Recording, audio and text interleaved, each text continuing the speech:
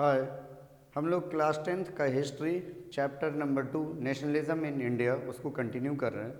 इससे पहले हम लोग एक वीडियो बना चुके हैं नेशनलिज्म इन इंडिया पर, जिसमें देखिए जो हमारे बुक में क्लास 10th में जो पढ़ना है कि फर्स्ट वर्ल्ड वॉर के टाइम से लेकर के, और हम कह सकते हैं गांधी जी की जो नेशनल मूवमेंट में एंट्री होती है वहाँ से हम लोग शुरू किए थे कि फर्स्ट वर्ल्ड वॉर के टाइम में क्या इकोनॉमिक पॉलिटिकल सिचुएशन था, जहाँ से बोर्ड में क्वेश्चन पूछा जाता है। फिर गांधी जी की एंट्री देखिए, गांधी जी नेशनल मूवमेंट में जो है एंटर करते हैं, और गांधी जी के 3 मूवमेंट थे जो लोकलाइज मूवमेंट था। वो कौन कौन सा था? चंपारण मूवमेंट, खेदा मूवमेंट और अहमदाबाद मिल सत्याग्रह। उसके बाद देखते हैं रॉलेट एक्ट आया, और रॉलेट एक्ट के बाद गांधी जी का रॉलेट सत्याग्रह आता है। रॉलेट सत्याग्रह 6 अप्रैल 1919 को गांधी जी शुरू करते हैं, लेकिन वो रॉलेट सत्याग्रह गांधी जी का बहुत ज़्यादा दिन नहीं चलता है, क्योंकि कुछ दिनों के अंदर ही वो हर एक जगह पर वॉयलेंस वगैरह सब शुरू हो जाता है और ब्रिटिश गवर्नमेंट रिप्रेशन शुरू कर देती है, जिस वजह से गांधी जी रॉलेट सत्याग्रह को वापस ले लेते हैं और कहते हैं कि ये एक हिमालयन ब्लेंडर था। लोग नॉन वायलेंस और सत्याग्रह का मतलब नहीं समझ रहे, पहले लोगों को ट्रेंड करेंगे फिर बड़ा मूवमेंट शुरू करेंगे। और गांधी जी का जो पहला ऑल इंडिया लेवल सत्याग्रह था रॉलेट सत्याग्रह, वो वापस ही ले लिया जाता है। और उसी सब सिलसिले में आगे देखते हैं कि जो है रॉलेट एक्ट का जो प्रोटेस्ट हो रहा था कहाँ पर? जालियांवाला बाग के अमृतसर जगह में, जालियांवाला बाग में, और जहाँ पर जालियांवाला बाग इंसिडेंट हो जाता है। उसके बाद जो बड़ा मूवमेंट है वो हम देखते हैं आज शुरू करेंगे, और वो हमारा वीडियो आज शुरू होगा खिलाफत मूवमेंट से। खिलाफत मूवमेंट क्या था तो उसको सबसे पहले समझ लीजिए। हम बताए थे कि फर्स्ट वर्ल्ड वॉर 1914 टू 1918 चला, और फर्स्ट वर्ल्ड वॉर में ब्रिटेन जो है जीत गई, खास करके एलाइड पावर जीत गई, और जो है सेंट्रल पावर में एक तरफ ऑटोमन अम्पायर भी था जो तुर्की से हुकूमत की जा रही थी, और ऑटोमन अम्पायर का हेड उस ज़माने में हुआ करता था, खलीफा होता था जो पूरी दुनिया के मुसलमानों का हेड हुआ करता था। तो ब्रिटेन जीत चुकी थी, तुर्की हार चुका था, ऑटोमन अम्पायर हार चुका था। हारा हुआ पार्टी हमेशा जीता हुआ पार्टी हारे हुए पार्टी पर कंप्रोमाइज़ थोपता है। तो ब्रिटेन जो है ऑटोमन अम्पायर पर कुछ सेटलमेंट थोप रहे थे, इम्पोज कर रहे थे कुछ समझौता, जिसमें ऐसा था कि वहाँ पर अब खलीफा सिस्टम एबोलिश कर दिया जाएगा, डेमोक्रेसी कायम होगा, और वैसी गवर्नमेंट जो ब्रिटेन के फेवर में होगी, इस सब टाइप की गवर्नमेंट बनेगी। मतलब खलीफा सिस्टम, खलीफा जो डेजिग्नेशन जो ओहदा हुआ करता था, उस डेजिग्नेशन को ख़त्म किया जा रहा था। और अंग्रेज़ों के इस फैसले के खिलाफ पूरी दुनिया में मुसलमान प्रोटेस्ट कर रहे थे। क्यों? खलीफा पिछले हम कह सकते हैं कि हम 1200-1300 सालों से वो खलीफा एक जो है वो टाइटल जो मुसलमानों का हेड हुआ करता था, टिटुलर हेड हुआ करता, टाइटुलर हेड जो कि नाम का हेड ही होता था, लेकिन पूरी दुनिया के मुसलमान उसको उसकी इज्जत करते थे। तो खलीफा सिस्टम, खलीफा ओहदे को, डेजिग्नेशन को ख़त्म कर रही थी ब्रिटिश गवर्नमेंट।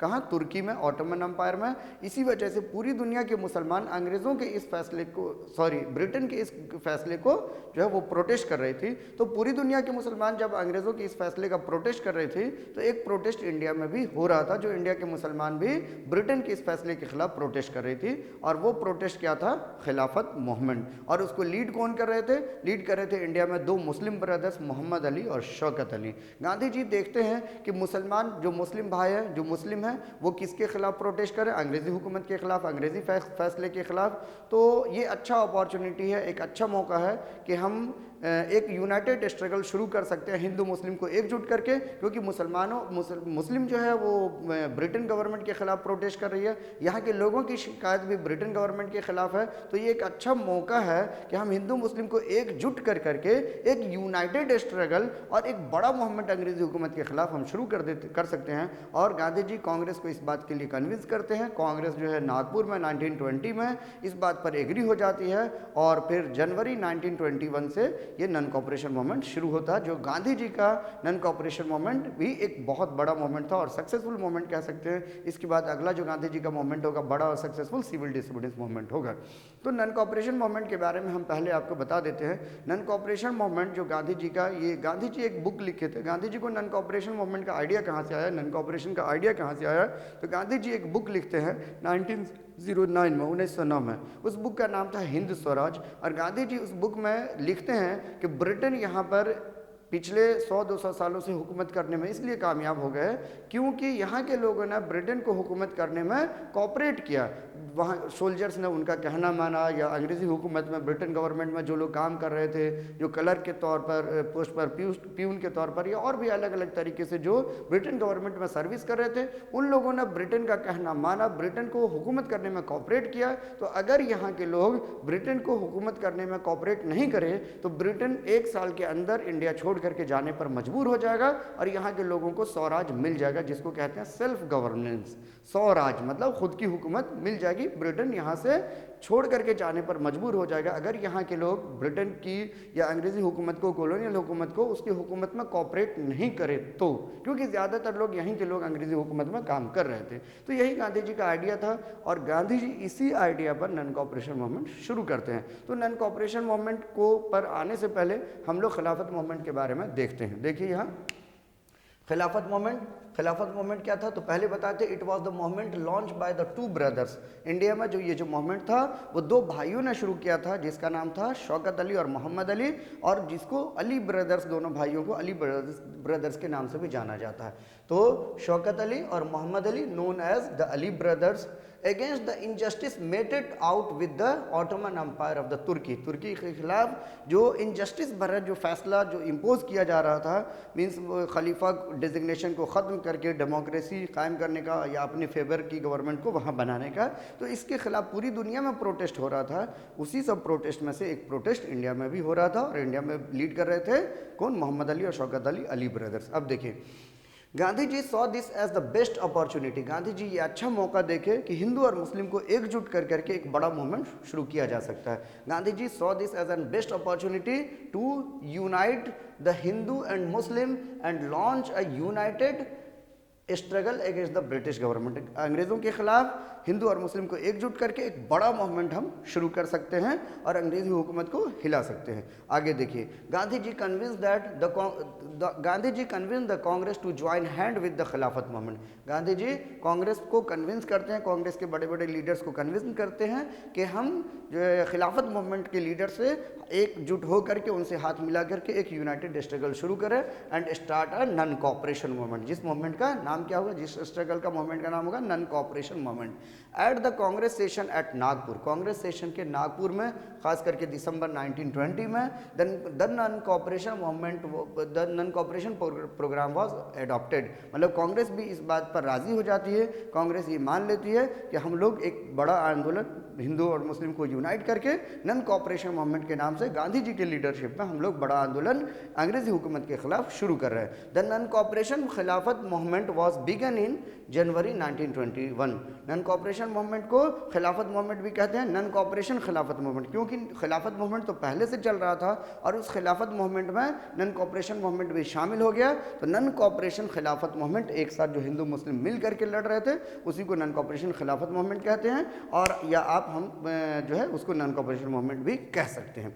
अब देखिए ये जो नॉन कॉपरेशन खिलाफत मूवमेंट या नॉन कॉपरेशन मूवमेंट कब शुरू हुआ, जनवरी 1921 में ये नॉन कॉपरेशन मूवमेंट शुरू हो गया। अब ये जो मूवमेंट था बता चुके हैं ऑलरेडी, नॉन कॉपरेशन मूवमेंट का आइडिया गांधी जी जो एक किताब लिखे थे हिंद स्वराज 1909 में, हिंद स्वराज से ये आइडिया आया। हिंद स्वराज में गांधी जी ये बात लिखे थे, चूँकि अंग्रेज़ इतने दिनों तक 100-150 सालों तक हुकूमत करने में इसलिए कामयाब हो गए क्योंकि यहाँ के लोगों ने अंग्रेज़ों को उसकी हुकूमत करने में अलग अलग तरीके से कोऑपरेट किया। उनकी हुकूमत में जो लोग काम कर रहे थे उन लोगों ने उसका कहना माना। तो अगर हम उन लोगों का कहना मानना छोड़ दें, अगर उनको हुकूमत करने में कोऑपरेट करना छोड़ दें, तो अंग्रेज़ 1 साल के अंदर मजबूर होकर के इंडिया छोड़ के चला जाएगा या इंडिया छोड़ने पर मजबूर हो जाएगा और हम लोगों को स्वराज हासिल हो जाएगा, मीन्स सेल्फ गवर्नमेंट हासिल हो जाएगा, हम लोग जो है गवर्नमेंट चलाएंगे इस तरीके से। अब देखिए ये जो नॉन कॉपरेशन मूवमेंट था वो नॉन कॉपरेशन मूवमेंट अलग अलग लोगों के लिए अलग अलग तरीके से था। नॉन कॉपरेशन मूवमेंट अगर टाउन्स में देखते हैं, शहरों में देखते हैं तो उसका इम्पैक्ट अलग था। अगर रूरल एरिया में देखते हैं तो पीजेंट लोगों का जो है अलग पार्टिसिपेशन था और इंटरप्रेट भी लोगों ने अलग अलग तरीके से किया। इसके अलावा ट्राइबल्स लोगों के लिए अलग था, प्लांटेशन वर्कर्स के लिए अलग था। यहाँ से क्वेश्चन पूछा भी जाता है कि नॉन कॉपरेशन मूवमेंट शहर में कैसा था या शहर में नॉन कॉपरेशन मूवमेंट कैसे दिखाई देता, डिफरेंट स्ट्रैंड, मतलब कि शहर में लोगों ने नॉन कॉपरेशन मूवमेंट को कैसे नॉन कॉपरेशन मूवमेंट में कैसे पार्टिसिपेट किया या नॉन कॉपरेशन को कैसे ऑब्जर्व किया। तो शहरों का अलग है। या फिर ऐसे भी क्वेश्चन आता है कि the meaning of Swaraj during the non cooperation movement was interpreted interpreted in different way. मतलब नॉन कॉपरेशन मूवमेंट में क्या था कि जब अंग्रेज छोड़ करके चले जाएंगे, हम अंग्रेज़ों को कॉपरेट करना छोड़ देंगे तो अंग्रेज़ यहाँ से मजबूर होकर के जाने पर तैयार हो जाएंगे, और जब यहाँ से चले जाएंगे तो हम लोगों को स्वराज हासिल हो जाएगा। तो स्वराज का जो ये माने था सेल्फ गवर्नेंस कि अंग्रेज़ों के जाने के बाद हम लोगों को सेल्फ गवर्नेंस मिल जाएगा, तो सेल्फ गवर्नेंस या स्वराज का माने अलग अलग लोगों ने अलग अलग तरीके से निकाला कि स्वराज मतलब क्या क्या हो जाएगा नॉन कॉपरेशन मूवमेंट से, या नॉन कॉपरेशन मूवमेंट से क्या हासिल होगा।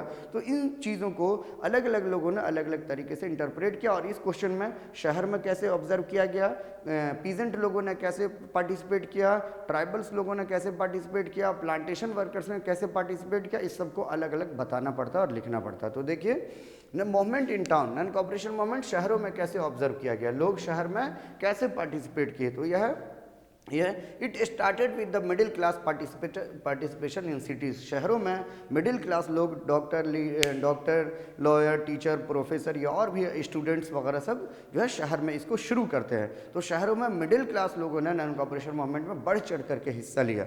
Students, teachers, lawyers give the studies, job and legal practices and join the movement. बोला जा रहा है कि स्टूडेंट्स स्कूल जाना या कॉलेजेस जाना छोड़ दिया, टीचर्स जो है अंग्रेज़ों के स्कूल में या गवर्नमेंट स्पॉन्सर्ड स्कूल में जो है पढ़ाना छोड़ दिया। इसके अलावा लॉयर्स, जो अंग्रेज़ी अदालत थी, कोर्ट्स थी गवर्नमेंट की, उन सब चीज़ों में प्रैक्टिसेस छोड़ दिए। और ये सब सभी स्टूडेंट, टीचर्स, लॉयर ये सब अंग्रेज़ी हुकूमत को में जो वर्क करना छोड़ करके या उसके इंस्टीट्यूशन से अलग होकर के ये लोग नॉन कॉपरेशन मूवमेंट में पार्टिसिपेट हो गए, नॉन कॉपरेशन मूवमेंट में शामिल हो गए। अब देखिए काउंसिल इलेक्शन वर बायकॉटेड। उस वक्त जो है कुछ सीट्स पर इंडियन लोगों को इलेक्शन के लिए जो कंटेस्ट करने का राइट्स दिया जाता था, तो लोगों ने उस दौरान कहा कि हम जो इलेक्शन है काउंसिल्स की उसको हम बायकॉट करेंगे, मतलब गवर्नमेंट को हम कॉपरेट नहीं करेंगे, गवर्नमेंट्स के कानून को हम पार्टिसिपेट नहीं मानेंगे। जो 1919 एक्ट के तहत कुछ राइट्स वगैरह कुछ यहाँ के लोगों को काउंसिल में हम कह सकते हैं, जैसे अभी पार्लियामेंट है या लेजिस्लेचर है, उसमें लोगों को कुछ सीट्स दी गई थी। जो इलेक्शन होना था, इलेक्शन कंटेस्ट करके लोग उसमें जाते, कुछ इंडियंस को सीट दी गई थी। तो शहर के लोगों ने ये इलेक्शन को भी बायकॉट किया, मतलब लोगों ने इलेक्शन में पार्टिसिपेट नहीं किया। फॉरेन गुड्स पर बायकॉटेड। जो फॉरेन गुड्स थे, जो फॉरेन क्लोथ या और भी जो है फॉरेन मेड जो गुड्स थे, उन सब चीज़ों को लोगों ने बायकॉट किया। और जो है ना जो फॉरेन क्लोथ था उसको एक जगह इकट्ठा करके उसमें आग लगा दिया बॉनफायर में। अब देखिए लिकर शॉप वर पिकेटेड। जो शराब की दुकानें थी जहाँ पर ब्रिटेन में शराब वगैरह सब बनती थी, उसको लोगों ने लूट लिया और उसको ख़त्म कर दिया। ठीक है, इस तरीके से शहर में लोगों ने पार्टिसिपेट किया। तो कैसे पार्टिसिपेट किया शहर में, देखिए हमारे पास 1, 2, 3, 4, 5 पॉइंट है जो आपको लिखना है। सबसे पहला पॉइंट क्या है, it started with the middle class participation in cities. मतलब नॉन कॉपरेशन मूवमेंट में जो शहरों में ऑब्जर्व किया गया उसमें ज़्यादातर मिडिल क्लास लोग पार्टिसिपेट करते हैं। स्टूडेंट, टीचर्स, लॉयर्स ये सब अपना अपना प्रैक्टिस से छोड़ देते हैं। स्टूडेंट्स जो है वो स्कूल कॉलेज वगैरह जाना छोड़ देता है, टीचर्स स्कूल कॉलेज में पढ़ाना छोड़ देता है जो ब्रिटेन स्पॉन्सर्ड स्कूल कॉलेज थे, और जो लॉयर्स थे वो लीगल प्रैक्टिसेस छोड़ देते हैं। और बहुत सारे लोग जो काउंसिल इलेक्शन है उसको बायकॉट करते हैं, फॉरेन मेड क्लोथ को बायकॉट करते हैं, फॉरेन मेड जो गुड्स थे उसको बायकॉट करते हैं, फॉरेन मेड क्लोथ को एक जगह इकट्ठा करके कलेक्ट करके उसमें आग लगा देते हैं बोन फायर में। लीकर शॉप वगैरह सब पिकेट की जाती है, लूट ली जाती है। तो इस तरीके से शहर में जो है वो नॉन कॉपरेशन मूवमेंट को ऑब्जर्व किया जाता है। अब हम लोग यहाँ देखते हैं दूसरे तरफ movement in country side. Country side बोलते हैं कि रूरल एरिया में, रूरल एरिया में जो है इस मूवमेंट को कैसे ऑब्जर्व किया गया, मतलब पीजेंट्स वगैरह सब, किसान वगैरह सब कैसे इसको ऑब्जर्व करते हैं। तो देखिए peasant and tribal took over the struggle which turned violent gradually. बोला जा रहा है कि जो पीजेंट थे और ट्राइबल्स थे, ये जो मूवमेंट में पार्टिसिपेट करते हैं, ये मूवमेंट धीरे धीरे क्या हो जाता है, वायलेंट हो जाता है। मतलब यहाँ ये पीसफुल नहीं रहता है, थोड़ी बहुत छिटपुट वायलेंस हो जाती है। देखिए पीजेंट क्या करते हैं, peasant were led by the Baba Ramchandra in Awadh. Awadh जो कि लखनऊ है, तो बोला जा रहा है कि अवध में पीजेंट को कौन लीड कर रहे थे, बाबा रामचंद्र लीड कर रहे थे अगेंस्ट द लैंडलॉर्ड। और ये लोग लैंडलॉर्ड्स के खिलाफ थे, जो खास करके जो इंडियंस वगैरह सब हुआ करते थे, लैंडलॉर्ड्स पीजेंट को बहुत ज़्यादा एक्सप्लॉइट किए थे। तो इन लोगों के खिलाफ खिलाफ नाराज़गी थी, तो ये लोग इन लोगों का जो है ना वो घर लूट लेते हैं, या इन लोगों के जो रजिस्टर्स वगैरह सब हैं मनी लेंडर्स के, उन सबको लूट लेते हैं, उस सब में आग लगा देते हैं उनके जो है इस तरीके से। अब देखिए इन 1920 में ओध किसान सभा एक ऑर्गेनाइजेशन थी, वो सेटअप की गई थी। कौन सेटअप किए थे? जवाहरलाल नेहरू और रामचंद्र जो है, और आगे बाबा रामचंद्र और अदर्स लीडर्स, ये सब मिल करके ये क्या करते, ओध किसान सभा नाम से एक ऑर्गेनाइजेशन बनाते हैं किसान को एकजुट करने के लिए। अब याद रखना ये जो बाबा रामचंद्र है वो फिजी कहीं से रिटर्न होकर के आए थे, रिटायर्ड आर्मी या जो है फौज में थे, ये इनको याद रखना। अब देखिए तो पीजेंट लोगों को क्या देखे, पीजेंट जो है वो वायलेंट हो गए, किसी किसी जगह पर जो लैंडलॉर्ड्स वगैरह सबको जो है वो इन लोगों को लूट लिए, उनके रजिस्टर्स वगैरह को, उनकी घरों वगैरह सबको लूट लिए, टैक्स वगैरह पे करना ये लोग बंद कर दिए। तो इसमें आप ऐड कर दीजिएगा they refuse to pay taxes, they refuse to pay taxes to the government, taxes to the government, इन लोग गवर्नमेंट को टैक्स पे करना भी रिफ्यूज़ कर दिए। ये आप एक्स्ट्रा पॉइंट भी ऐड कर सकते हैं, ये पीजेंट के बारे में। अब देखिए movement of the tribal, tribal लोगों ने मूवमेंट में कैसे पार्टिसिपेट किया, तो ट्राइबल्स किसको कहते हैं, आदिवासी लोगों को। तो देखिए tribal people were led by the Alluri Sitarama Raju, Alluri Sitarama Raju ये लीड कर रहे थे कि इनको ट्राइबल्स आदिवासी लोगों को, और कहाँ पर, ये खास करके गूडेम हिल ऑफ आंध्र प्रदेश, आंध्र प्रदेश के रीजन में ट्राइबल्स को एलूरी सीताराम राजू जो कि लीडर्स हुआ करते थे वो इन लोगों को लीड कर रहे थे। Rebel attack the police station, ये लोग पुलिस स्टेशन में आग लगा दिए। They violated the forest law imposed by the British, इन लोगों ने फॉरेस्ट लॉ को भी वायोलेट किया। फॉरेस्ट लॉ क्या थे, आदिवासी जो ट्राइबल होते हैं वो जंगलों में रहते हैं, फॉरेस्ट में रहते हैं, तो ब्रिटेन गवर्नमेंट फॉरेस्ट पर रेगुलेशन लगा दिए, कानून ले आए कि अब जो है फॉरेस्ट को रेगुलेट किया जाएगा, इसके अंदर अब कोई भी आसानी से फॉरेस्ट में नहीं जाएगा, जंगल में अपने जानवरों के लिए चारा नहीं चुन पाएगा, लकड़ी वगैरह नहीं चुन पाएंगे। तो इन सब चीज़ों के खिलाफ आदिवासी लोगों में जो है वो नाराज़गी थी, क्योंकि जंगल इन लोगों का नेचुरल घर हुआ करता था, जंगल से इन लोगों की रोजी रोटी जुड़ी हुई थी। ये लोग फ्रूट्स वगैरह गैदर करते थे, अपने जानवर के लिए चारा वहाँ से लाते थे, जो है पत्तियाँ वगैरह और जो है लकड़ियाँ वगैरह जंगलों में चुना करते। तो तब जब नॉन कॉपरेशन मूवमेंट का नारा दिया गया, तो या स्वराज का नारा दिया गया, नॉन कॉपरेशन मूवमेंट का नारा दिया गया, तो ट्राइबल लोग जो फॉरेस्ट लॉज थे उनको बड़े पैमाने पर ये लोग रेगुलेट करते हैं, वायोलेट करते हैं, पुलिस स्टेशन को आग लगा देते हैं और ब्रिटेन गवर्नमेंट के खिलाफ गुरिल्ला वॉरफेयर शुरू कर देते हैं। जो वॉर होता है गुरिल्ला वॉरफेयर होता है, छुप करके हमला करना, एक टेक्निक होता है वॉर का, जो कि जो है ये नॉन कन्वेंशनल होता है, मतलब पुराना नहीं, ये नया तरीका है, ठीक है, वॉर करने का। तो ये कि कौन लीड कर रहे थे इन लोगों को, ट्राइबल लोगों को, एलूरी सीताराम राजू।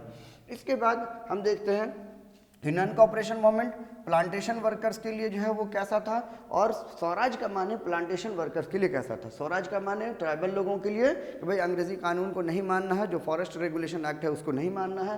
पीजेंट लोगों ने जनरली टैक्स वैक्स पे करना बंद कर दिया, लैंडलॉर्ड्स को पिकेट किया।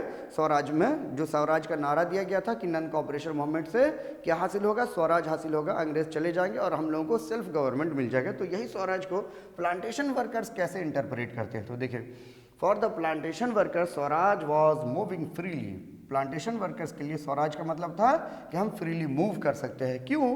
क्योंकि जो है ना प्लांटेशन वर्कर्स के लिए एक कानून पास किया गया था। प्लांटेशन वर्कर्स सब दूर दराज से ले जाए जाते थे और वो प्लांटेशन एरिया में ही रहते थे। एक कानून था इनलैंड इमिग्रेशन एक्ट। उस एक्ट के तहत कोई भी प्लांटेशन वर्कर्स उस प्लांटेशन एरिया को छोड़ करके अपनी मर्जी से बाहर नहीं जा सकते थे और इन लोगों को परमिशन, विदाउट परमिशन नहीं बाहर जा सकते थे उस एरिया से, उस जगह को लीव नहीं कर सकते थे, छोड़ नहीं सकते थे और परमिशन इन लोगों को रेयरली ही दी जाती थी।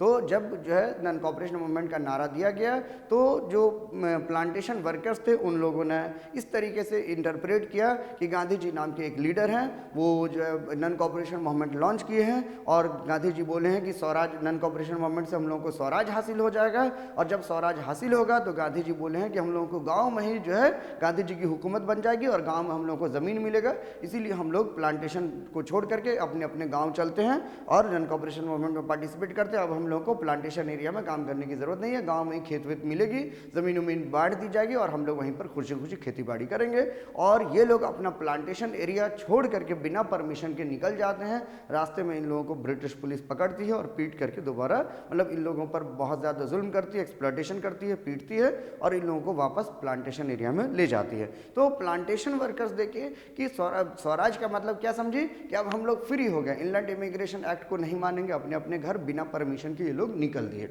तो देखिए फॉर द प्लांटेशन वर्कर्स के लिए स्वराज का क्या मतलब था, मूविंग फ्रीली, मतलब हम आज़ाद होकर के घूम सकें। They protested against the inland immigration act of 1859 में जो इनलैंड इमिग्रेशन एक्ट पास की गई थी, इसका ये लोग प्रोटेस्ट करते हैं, which prevented them from the living, दो बार लिखा गया, living the plantation area without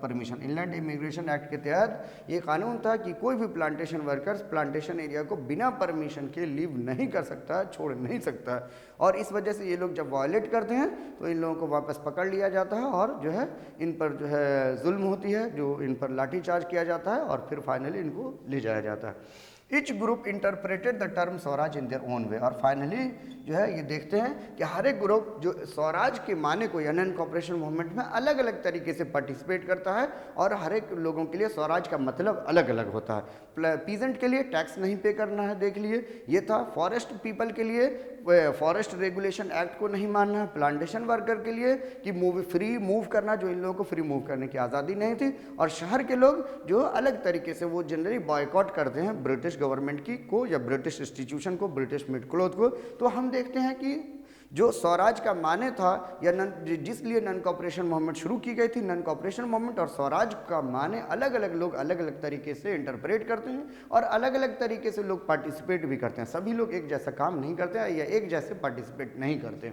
अब देखिए नॉन कॉपरेशन मूवमेंट खत्म कैसे होता है, चौरी चौरा इंसिडेंट से। तो ये Chauri Chaura incidents and the withdrawal of the non cooperation movement. Chauri Chaura incident क्या था और कैसे नॉन कॉपरेशन मूवमेंट वापस ली जाती है, तो ये याद रखना, चौरी चौरा इंसिडेंट के बाद ही Gandhi ji non cooperation movement वापस ले लेते हैं। अक्सर ये एग्जाम में क्वेश्चन पूछा जाता है कि Chauri Chaura incident Gandhi ji non cooperation movement कब वापस ले लिए और क्यों वापस ले लिए। तो चौरी चौरा इंसिडेंट 5 फरवरी 1922 को होता है और उसके बाद 7 फरवरी 1922 को 7 फरवरी 1922 को Gandhi ji non cooperation movement वापस ले लेते हैं। तो चौरी चौरा इंसिडेंट क्या था वो बता रहे हैं। जो ये नॉन कॉपरेशन मूवमेंट जनवरी 1921 से शुरू हुआ था और करीब करीब 1 साल से ज़्यादा हो गया। और चौरी चौरा एक गांव था, चौरी चौरा गांव में प्रोटेस्ट हो रहा था, लोग जो है मार्च निकाले थे, पीसफुल प्रोटेस्ट निकाले थे।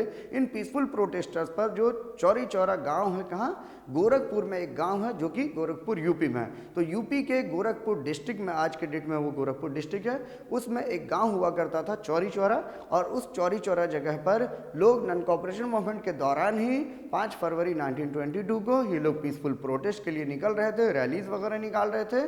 पुलिस जो है इन लोगों पर लाठीचार्ज कर देती है और उसके जवाब में गुस्साई भीड़ क्या करती है, पुलिस स्टेशन पर हमला कर देती है और पुलिस स्टेशन में आग लगा देती है, जिसमें 22 पुलिसमैन और 5 सिविलियन मारे जाते हैं। इसी हादसे को चौरी चौरा इंसिडेंट कहा जाता है। तो फिर से बता देते हैं, 5 फरवरी के नॉन कॉपरेशन मूवमेंट का ही प्रोटेस्ट चल रहा था।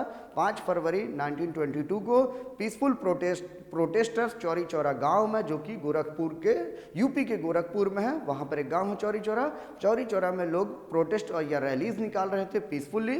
पुलिस उन लोगों पर लाठीचार्ज कर देती है और गुस्साई भीड़ पुलिस स्टेशन पर हमला कर देती है, पुलिस स्टेशन में आग लगा देती है, जिसमें 22 पुलिसमैन और 5 सिविलियन मारे जाते हैं। और इसी हादसे को चौरी चौरा इंसिडेंट कहा जाता है। और जब चौरी चौरा में इतना बड़ा वायलेंस हो गया, 22 पुलिसमैन मारे गए, तो गांधी जी जो ये कहते हैं कि लोग अभी जो है वो नॉन कॉपरेशन, लोग अभी सत्याग्रह और नॉन वायलेंस का जो है मतलब नहीं समझ रहे हैं, लोग वायलेंस पर उतर आए हैं और ब्रिटिश गवर्नमेंट को भी वायलेंस करने का मौका मिल जाएगा। और इसीलिए Gandhi ji non cooperation movement में जो वायलेंस होता है उसको कंडेम करते हैं और Gandhi ji non cooperation movement को वापस ले लेते हैं। कहते हैं कि पहले हम लोगों को ट्रेंड करेंगे, हम नॉन वायलेंस और सत्याग्रह बार बार क्यों एम्फेसाइज कर रहे हैं, इन सब चीज़ों को लोगों को बताएंगे, तब फिर एक बड़ा आंदोलन हम शुरू करेंगे। और इसी सब के दौरान देखते हैं कि गांधी जो है कांग्रेस में 2 ग्रुप में लोग बढ़ जाती है नॉन कॉपरेशन मूवमेंट के बाद, और कुछ ग्रुप के लोग जो है कांग्रेस के अंदर ही जो 2 ग्रुप में बढ़ जाती है, प्रो चेंजर और नो चेंजर। प्रो चेंजर जो बनाते हैं स्वराज पार्टी का फॉर्मेशन करते हैं। तो यहाँ देखिए क्या है, ऑन 5 फरवरी 1922, 5 फरवरी 1922 को peaceful protesters of non cooperation movement were lathi charge by the British police in Chauri Chaura village of the Gorakhpur UP. बोला जरा, पीसफुल प्रोटेस्टर्स जो कि नॉन कॉपरेशन मूवमेंट के दौरान एक रैली निकाल रहे थे, जिस पर ब्रिटिश पुलिस जो है चौरी चौरा जो गाँव है गोरखपुर में यूपी में, तो वहाँ पर लाठीचार्ज करती है। इन रिटेलिएशन, इसके जवाब में protesters attacked and burn the police station. Protesters क्या करती है, पुलिस स्टेशन पर हमला कर देती है और आग लगा देती है। इन विच 22 policeman and 5 civilian were killed, जिसमें 22 पुलिस वाले और 5 सिविलियन मारे जाते हैं। This incident is known as Chauri Chaura incident. इसी इंसिडेंट को चौरी चौरा इंसिडेंट कहा जाता है। On 12 February Gandhi ji withdraw the non cooperation movement. Gandhi ji non cooperation movement को वापस ले लेते हैं। चौरी चौरा इंसिडेंट कब हुआ था, 5 फरवरी 1922 को हुआ था और 7 दिन बाद गांधी जी जो है इसको वापस ले लेते हैं। ठीक है, गांधी जी पर मुकदमा दर्ज होता है, गांधी जी पर ब्रिटिश पुलिस जो है FIR करती है, गांधी जी को गिरफ्तार कर लिया जाता है और 6 साल का सज़ा सुनाया जाता है। और गांधी जी फिर हेल्थ ग्राउंड पर 2 साल बाद ही 1924 में वापस आ जाते हैं। लेकिन गांधी जी क्या बोले थे नॉन कॉपरेशन मूवमेंट लेते वक्त कि अभी लोग तैयार नहीं हैं, अभी लोग नॉन वायलेंस और सत्याग्रह का मतलब नहीं समझ रहे हैं, हम जो है पहले लोगों को ट्रेंड करेंगे और उसके बाद फिर बड़ा आंदोलन शुरू करेंगे। अब इसी दौरान नॉन कॉपरेशन मूवमेंट के बाद जब तक कोई बड़ा आंदोलन नहीं शुरू हो जाता तब तक के लिए कांग्रेस में लोग दो ग्रुप में बढ़ जाते हैं। एक ग्रुप होते हैं प्रो चेंजर जो चाहते हैं और दूसरा होता है नो चेंजर। नो चेंजर वो लोग हैं जो गांधी जी के बातों पर, जो गांधी जी के बातों को समझ रहे थे, मान रहे थे और कह रहे थे कि गांधी जी जो कंस्ट्रक्टिव वर्क के बारे में कह रहे हैं या लोगों को ट्रेंड करने की बात कर रहे हैं तो गांधी जी जैसा जैसा कह रहे हैं वैसा हम करेंगे। और कुछ ग्रुप ऑफ पीपल वो लोग थे जिसको कहा गया प्रो चेंजर। प्रो चेंजर मतलब वो बदलाव चाहते थे। उनका कहना था जब तक गांधी जी कोई बड़ा आंदोलन नहीं शुरू करते हैं तब तक हम लोग कंस्ट्रक्टिव वर्क या गांधी जी जो कर रहे हैं वो नहीं कर करके हम लोग जो है काउंसिल का इलेक्शन कंटेस्ट करेंगे, ब्रिटिश गवर्नमेंट का इलेक्शन कंटेस्ट करेंगे और जो है ना वो काउंसिल का हिस्सा बनेंगे इलेक्शन जीत करके। अब ब्रिटिश गवर्नमेंट के अंदर रह करके हम ब्रिटिश गवर्नमेंट को क्या करेंगे, अपोज करेंगे। ठीक है, ब्रिटिश गवर्नमेंट की प्रोग्राम और पॉलिसीज को अपोज करेंगे। वही प्रो चेंजर ग्रुप जो है एक पार्टी बनाती है स्वराज पार्टी, और स्वराज पार्टी के फाउंडर होते हैं मोतीलाल नेहरू और CR दास, जो कि दिसंबर 1922 में फॉर्मेशन की जाती है। तो हम लोग स्वराज पार्टी और स्वराज पार्टी के आगे जो चीज़ें सब हुई उन सब चीज़ों को या गांधी जी हरिजन सेवक संघ वगैरह बनाते हैं, साइमन कमीशन वगैरह का फॉर्मेशन की जाती है। साइमन कमीशन आता है, साइमन कमीशन का प्रोटेस्ट होता है, फिर सिविल डिसोबीडियंस मूवमेंट है, राउंड टेबल कॉन्फ्रेंस वगैरह सब है। इन सब चीज़ों को नेक्स्ट वीडियो में हम लोग कवर करेंगे।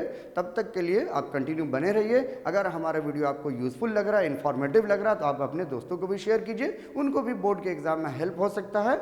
लाइक कीजिए, सब्सक्राइब कीजिए। Thank you.